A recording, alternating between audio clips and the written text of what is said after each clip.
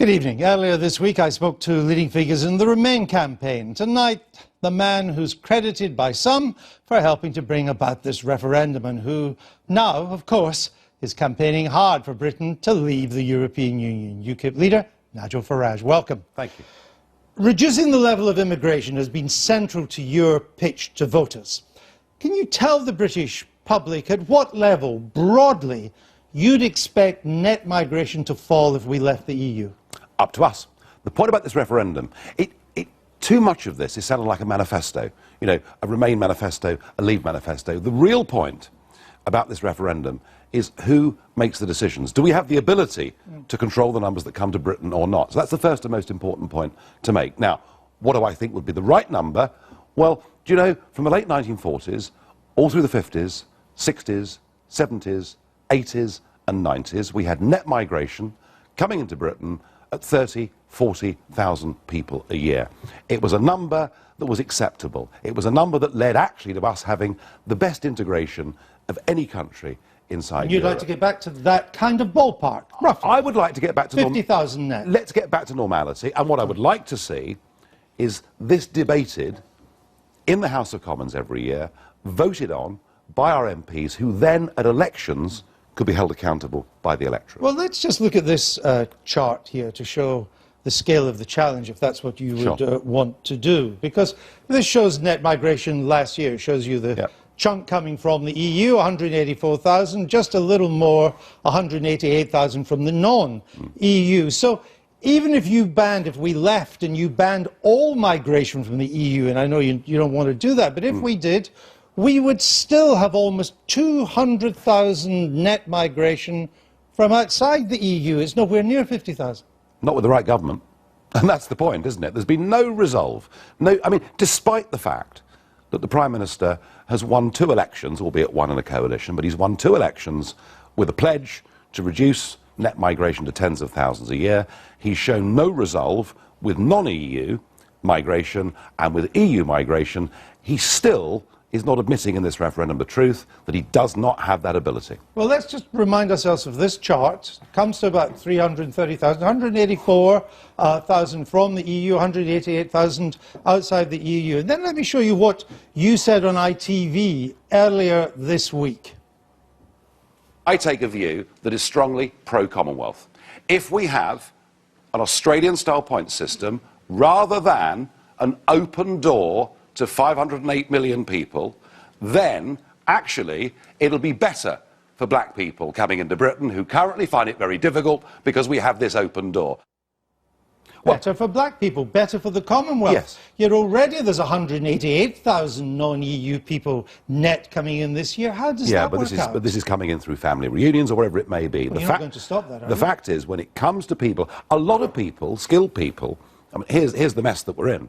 A lot of skilled people from the Commonwealth find it impossible to get into this country, whether you're, an engineer from India or whatever it is. So you'd like to increase the numbers? Well, what I'd like to do is to have a non-discriminatory policy on both work permits and settlement that did not say we'll have an open door to Romania or Poland or France or wherever it may be, but we will actually give everybody an equal shot from across the world. I understand that, but you were implying in that debate, and you've said it before, that actually maybe we could increase if we left the EU, we could increase the numbers coming from outside the EU. I put 2 things to you. One, we already have almost 200,000 coming in outside the EU, and we aren't. Even you are not going to stop everybody from the EU coming in.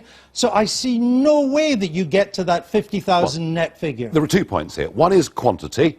The other is quality. Well, stick to the quantity, because that's what I'm asking you. Well, actually, if you go for quality, you make a big difference to the quantity. Now, if we have a system that says we want people who are coming to settle in this country or to work in this country to have trades and skills to bring so that they will net be beneficiaries to our society, that they don't have criminal records, that they bring their own health insurance for the first few years, by going through that route, you automatically cut the numbers down pretty dramatically. Right, but if you cut the numbers down like that, you break your promise to the young woman on the ITV debate, when actually there would also be less net migration coming from outside the EU. Yes. There would be both, wouldn't there? But what we would do, in terms of the issuance of work permits, is not favour the EU over other parts of the world. We would have a fair non-discriminatory approach to this. And that, you know, I'm sure that's the right way ahead. None of this is telling us, given how keen you are on non-EU migration, or at least that's what you said to ITV, how you get anywhere near 50,000. Well, let me simplify it, all right?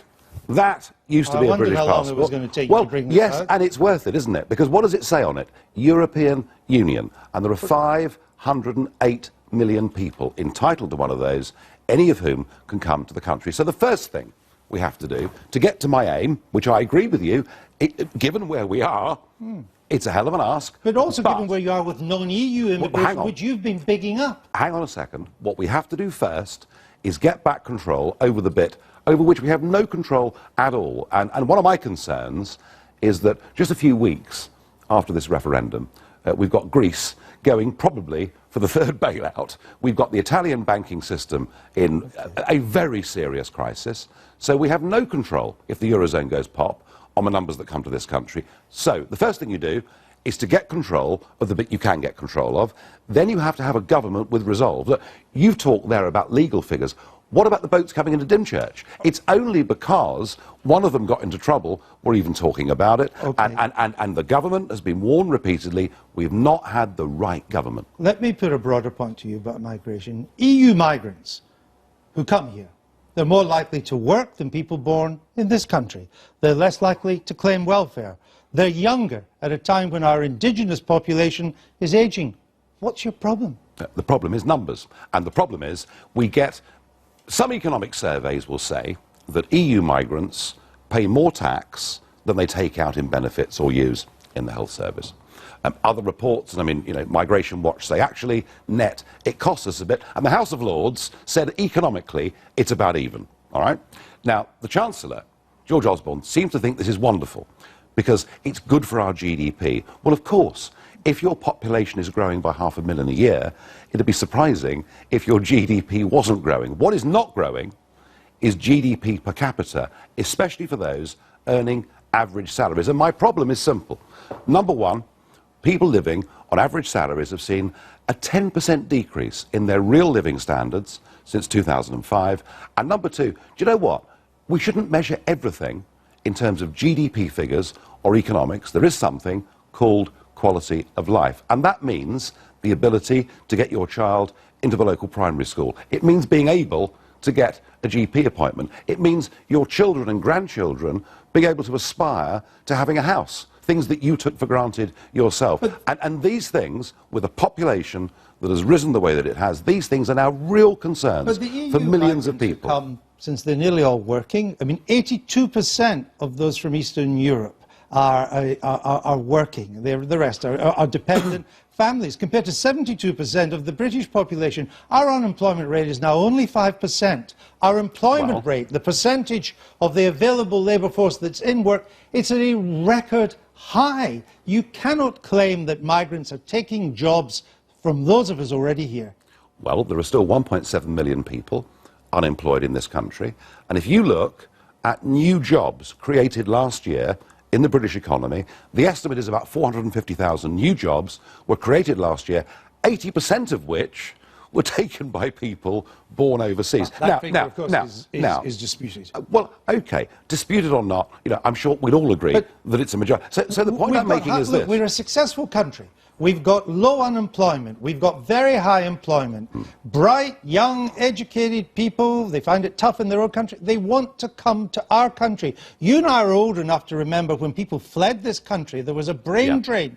We didn't do well. People couldn't wait to leave. Of course. Why would you not welcome the fact that the young and bright of Europe want to come to Britain? Well, firstly, the young and bright that come, it's actually destroying the Baltic states. I mean, you know, you take someone like Lithuania, who've lost a third of their population since they joined the European Union. So that's not good for them.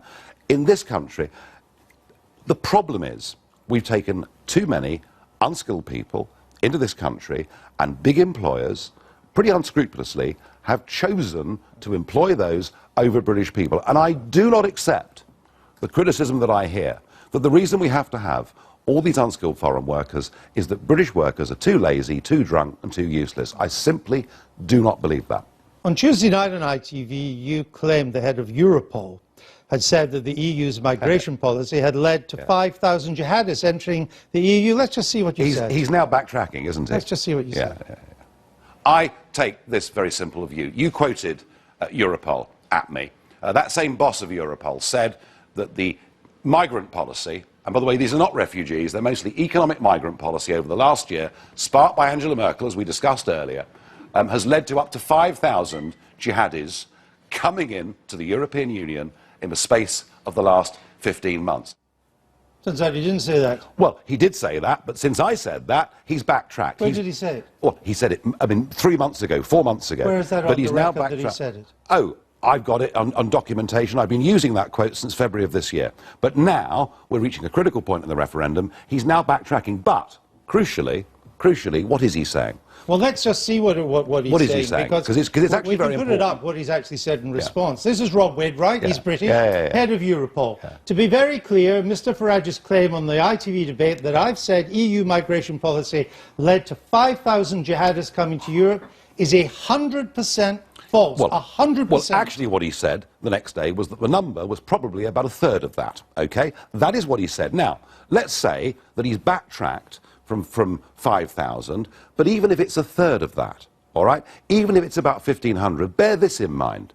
It just took 8 people to cause that atrocity in Paris. And we could also go to the former boss of Interpol, who says we may as well hang up a sign saying terrorists. So when welcome. you claim something that turns out not to be true, you then say, well, something else is almost true. Oh, no. It's true, but he obviously very worried that I'm using him. The 5,000 figure refers to those EU citizens, including British citizens, that have gone to the Middle East and become jihadists. Most of them are still there. Some have come back.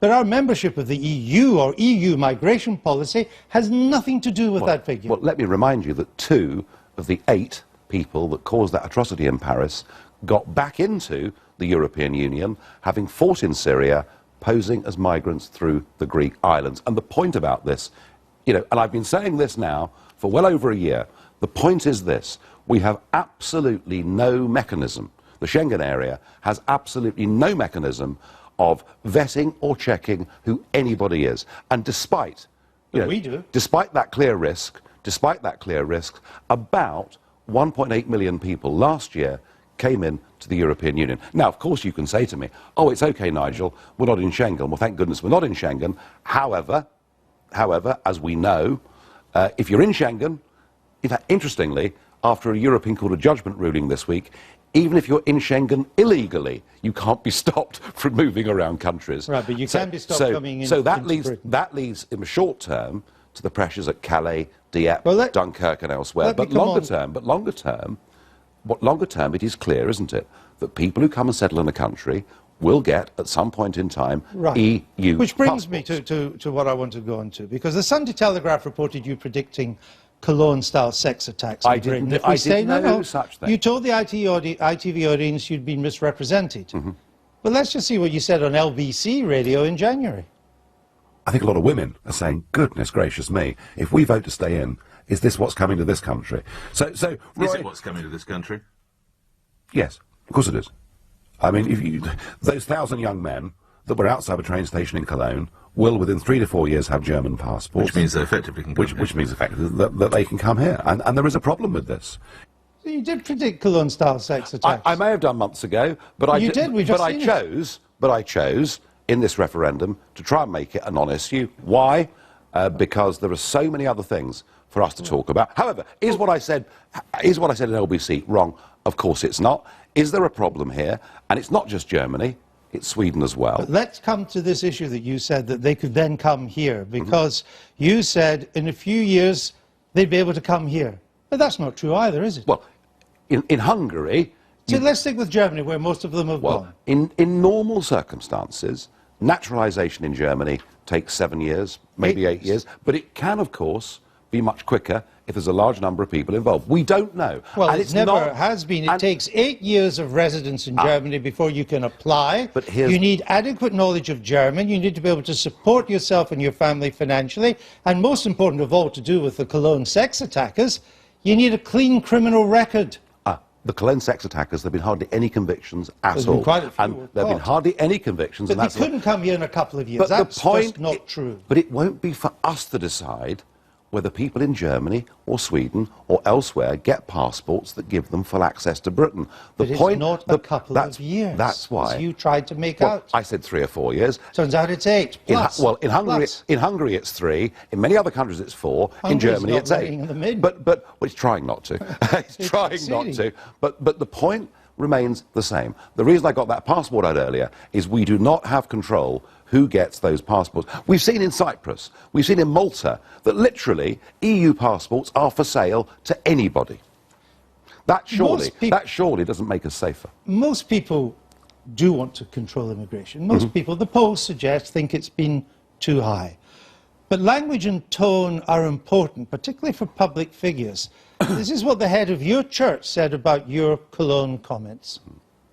I think that is an inexcusable pandering to people's worries and prejudices.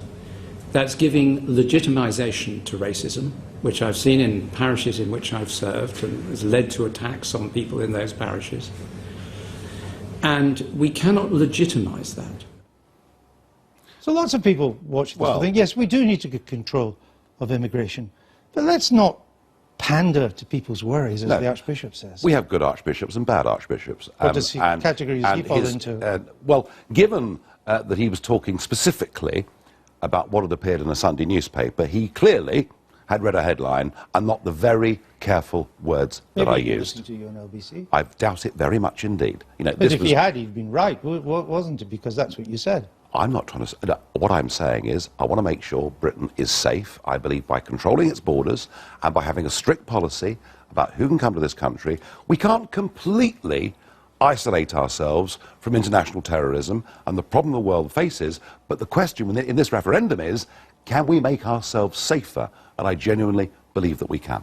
Let me come to one other thing before we move to the economy. Why have you been telling people that a vote to remain is a vote for Turkey to join the EU, and quite soon? Because although the Prime Minister's taken different positions in this, I give you that, it's official government policy that Turkey should one day become a member. But you and I both know it is not going to happen anytime soon. Okay, well, let's just be clear about the Prime Minister, who has been the biggest cheerleader for Turkish entry since 2005. And I put that to George Osborne, so we've done this. Since 2005, and including March the 18th this year, Indeed. a European And I put Council that to George Osborne resolution too. in which they said they're going to speed up the accession process. Right. I would add to that, because now he's pretending that he's got a veto. I mean, not that he'd use it, of course. And we're being told that Turkey... The Prime Minister said Turkey won't join until the year 3000. Right. Well, he said on the current trend that would be the case. So when do why, you think Prime it will Minister? join? So why, Prime Minister, does the British Embassy in Ankara, on its website today, I understand, boast quite clearly that they are working towards that it wants Turkey Turkey to join? I understand that, but what I'm asking you is how quickly do you think it will happen? Right. And could he also explain why the British government is paying over £1 billion and I put that to George Osborne in pre-accession aid? Why are they doing it? Let me try for a third time. 2025? 2026? Let's look at that 2027? timetable. I don't know. Turkey applied to join in 1987. 63 they first did, actually. Yeah, but 1987 is the current membership application. It's 40 years old almost. Yeah. They need to qualify in 35 areas to be able to join. How many have they done so far? Oh, 2, I think it is, or 3. One. Yeah, and it's in science. But hang on, They've made little progress in 14 areas. They haven't even begun talks in 20. We allowed Romania to join the European Union, whose treatment of 3 to 4 million Roma minority, says to me it should never have been allowed. The point about the European Union is, when it really comes to it, there are no rules. If they decide they want to do it, they will do it. But the hypocrisy is not from our side. We've warned about EU. I've campaigned against EU enlargement for 20 years because I thought letting in countries whose average incomes were so much lower than ours would lead to big migratory waves and big problems. But for the Prime Minister and for the Chancellor now to be pretending that Turkish accession is not happening when 27 heads of state said they wanted Turkey to join as soon as possible. It was the timetable is I was simply trying to get, and on this timetable, timetable, we don't know, do we? We don't know. It's a long way away. Let me move on. But it's not just Turkey; it's Albania, it's Serbia, it's Turkey Macedonia. Is the big one, there are 5 countries en route to joining. let's move to the economy. You criticise the Prime Minister for saying the following. This is what you said. The Prime Minister is saying we wouldn't be able to access the single market unless we accepted the free movement of people. Yeah. Let me tell you, that is completely and utterly untrue. But the Prime Minister is right. Of course, we still have access in the sense that in or out we'd continue to trade with the EU. Good. Of course, we trade with the whole world. But he used the word access. But we would not be able to trade in the same terms as we have with the single market. Do you accept that? Right. What I object to in this debate is that quite deliberately the Prime Minister and the Remain campaign, Lord Rose, well, he's disappeared, but the Remain campaign continually say that you cannot have access to the single market unless... Now, the truth is... I'm not saying that. Of course you would. What I'm trying to work out... I'm trying to work out what is the basis, do you think, if we left, what basis would we have access? Okay. For the viewers, can we just clear this up? The whole world has access to the single market, all right? So let's just get that straight. I'm trying to work out the basis. Now, the question is, on what basis do you have I've access? Been asking. Right, okay. Let's ask ourselves a bigger question. Why did we join the European project 40 years ago? I would just like an answer to the question I've asked. What basis? I'm going to explain it to you. We joined for tariff-free access to the European market in a world of high tariffs. We now live in a world of low tariffs. And that cuddly common market has now become a political union where the costs of being part of a single market outweigh any benefit that we get through reduction of tariffs. So, okay, we vote for Brexit, we go into a negotiation. Let us just for the moment assume that the Germans and the French decide they're going to cut off their noses to spite their face with their biggest trading partner in the world, and we go to WTO rules with tariffs. That's the worst case scenario. All right, well, let's take that scenario. Let's say the worst case. WTO is the World Trade Organization. It overviews, it authorizes the global trade rules. The WTO's own analytical survey said that if we traded on that basis, our businesses, we would face in this country £9 billion more of tariffs on imports coming into this country. £9 billion in higher costs to the British consumer. That's about the same as the net saving from the membership fee if we don't join. Gone in a puff of smoke. Not a penny left for the NHS or all the other things you said you would spend it on. I've given you the worst case scenario, okay? Well, but however, what we could do at the same time is take away the 10% tariff on every motor car made in Japan that is sold here. What we could do is take away the 17% tariff on shoes that are manufactured in Vietnam. You can't take away individual tariffs under WTO rules. Under what's called most mutually and favourable standards, you have to treat everybody the same. You couldn't do that. And our exports would face 5 billion tariffs in markets. Your own business in Britain says 7 billion. Lower profits, jobs lost. No, I don't accept that, because the worst case... What does the worst case scenario mean for that 12% of our economy? Let's just get some figures on this. 88% of the British economy does not export goods or services to the EU, all right? Of the 12% that does, what would, if this worst-case scenario occurred? It would make their products a bit more expensive. Yes. However... £9 billion worth more. However, currency fluctuations every month are bigger even than those tariffs. But here's the point. There is a tariff-free zone that extends from Iceland to Turkey. Sure. Interestingly. So Turkey has a tariff-free deal with the European Union. For goods. Without... Not for services. Well, to be honest with you... 80% of our economy's services. Well, to be honest with you, I worked in the service sector. I saw the single market arrive in 1986, and 30 years... it's not complete. 30 years I understand that. 30 years on... We have a vested interest then in staying in to complete... I mean, we could take a decision that we wouldn't put tariffs on any imports if we left the EU. At the moment, we have to put tariffs on non-EU stuff because that's the EU rule. Even if others were slapping tariffs on our exports, we didn't need to. That's what Patrick Minford, an economist for Brexit, or even breakfast, could say. But look what he then says if we do that. This is Patrick Minford. Over time, if we left the EU, it seems likely, on the basis we've been talking about, that we would mostly eliminate manufacturing, but this shouldn't scare us. Well, it scares me, Mr. Farage, doesn't it scare you? Yes, it worries me greatly. But he's your favourite economist. Hang on, he also said, because I went to his full presentation the other day, that we would have the ability to use whatever social means we needed to help support our industries. That's you And- saving on the membership fee, but you already spent all the membership fee on having to pay these higher tariffs. As I say, the worst case, an extremely unlikely scenario, for reasons I will go into in a minute, the worst case scenario means that not only are we no worse off, Right. because our net membership fee is best part of £10 billion Right. a year, And- but we would also not have to go on regulating with new EU regulations the 88% of our industry that does not do business. We would not have to accept free movement of people, and we'd be able to do our own trade deals if we chose with Japan Indeed. to get cheaper But motor are you cars. really telling the But- British people tonight that if we vote to leave the EU, the prospect for manufacturing industry is that it heads over time for elimination, and all it can hope for is some subsidies know- just to reduce Right. the pain as we eliminate it? Do you know That's what you're saying Do you know tonight. what has happened to manufacturing industry? What has happened to our chemical plants, 24 of which have closed? What has happened to both our aluminium plants? We still have a What is highly successful what is manufacturing happening? sector. But we've lost And it. now you're saying we But could we've eliminate lost it. No, I'm not saying that. We've lost our heavy engineering. We've lost much of our heavy manufacturing. And why? Because we went down the European Union route of going for wind technology and expensive costs of electricity. do wonder if and we it's did it. Well, all hang on. right. No, hang on. Tony Blair signed us up to the 2020 strategy, and we have beggared heavy industry in this All country. right. Let me ask you one final question, Mr. Farage. On Wednesday, the Chancellor, sitting in that chair, he ended the interview, as we are about to now, by claiming the referendum was a choice between your, what he called, mean and divisive vision of Britain, and a more confident and open one. Remain want to make you the poster boy for leave because they think if they do that, they'll win. Doesn't that worry you? Not in the least.